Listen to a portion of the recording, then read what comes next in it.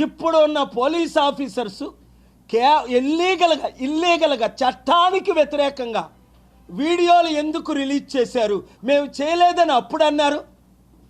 మరి ఇప్పుడైతే ఏమంటున్నారు? అదే ఫుటేజ్ చూపించి ఇన్వెస్టిగేషన్ క్లోజ్ అయింది అంటున్నారు. పోస్ట్ మార్టం రిపోర్ట్ రిలీజ్ చేయకుండా ఇన్వెస్టిగేషన్ ఎలా క్లోజ్ అవుతుంది? లింకులన్నీ కనెక్ట్ చేయకుండా ఇన్వెస్టిగేషన్ ఎలా క్లోజ్ అవుతుంది? మేమిచ్చిన డైరెక్షన్లో హర్ష్ కుమార్ గారు ఇచ్చిన ఎవిడెన్స్లతో ఇన్వెస్టిగేషన్ చేయకుండా రాత్రి నేను హర్ష్ కుమార్ గారితో మాట్లాడాను.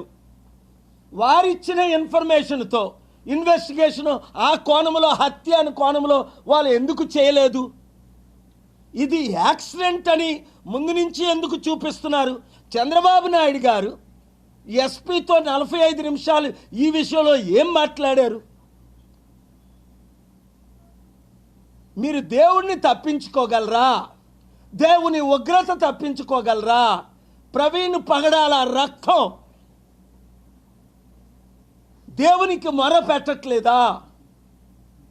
అలాగే పవన్ కళ్యాణ్ ఫిబ్రవరి 10ని ఒక జీవో రిలీజ్ చేసినప్పుడు ఓఎస్డి కే ఆనంద్ ద్వారా చర్చిలు ఎన్ని ఉన్నాయి, లీగల్ ఎన్ని, ఇల్లీగల్ ఎన్ని, మసీదులు ఎన్ని ఉన్నాయి అడగలేదే, మందిరాలు ఎన్ని ఉన్నాయి అడగలేదే, మరి చర్చిల గురించే ఎందుకు అడుగుతున్నారు? ఇది ఒక డిప్యూటీ సీఎం రెచ్చగొట్టడం మాటలు కాదా? మరలా అదే జీవోని మార్చి 5ని ఎందుకు తిరిగి వాపస్ తీసుకున్నారు ఇల్లీగల్ అని తెలిసిన తర్వాత? దాని గురించి గవర్నమెంట్, చంద్రబాబు నాయుడు గవర్నమెంట్ కానీ దేశంలో గవర్నమెంట్ కానీ ఏమి చర్యలు తీసుకున్నారు? ఇవన్నీ ప్రశ్నలకు వారు జవాబు చెప్పాలి. లేదు అంటే భారతదేశం ఇప్పుడే 158వ స్థానానికి వెళ్ళిపోయింది, 197వ స్థానానికి వెళ్ళిపోద్ది. ప్రవీణ్ పగడాల ఏమన్నాడు?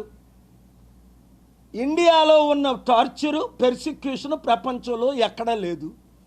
ఈరోజు నా మిత్రుడు కపిల్ సిబాల్ ప్రవీణ్ పగడాల సుప్రీంకోర్టులో వాళ్ళు వేసిన pillow party in person appear అవ్వాలి.